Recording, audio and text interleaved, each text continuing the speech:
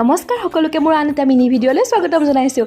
আজি ভিডিঅ'টো একদম ৰাতিপুৱাৰ পৰা আৰম্ভ কৰিছোঁ। ৰাতিপুৱা এয়া ধুনীয়াকৈ ফ্ৰেছ হৈ আহিলোঁ। তাৰপিছতে মই খাবলৈ ল'লোঁ গাখীৰ আৰু কোনে কোনে বাৰু এই পাঞ্জাবী তৰকাটো খাই ভাল পায়। মই যে মানে যি বস্তুৱে নহওক, চাহেই হওক বা এনেও ভাতৰ লগতো মই চপৰ লগতে খাওঁ।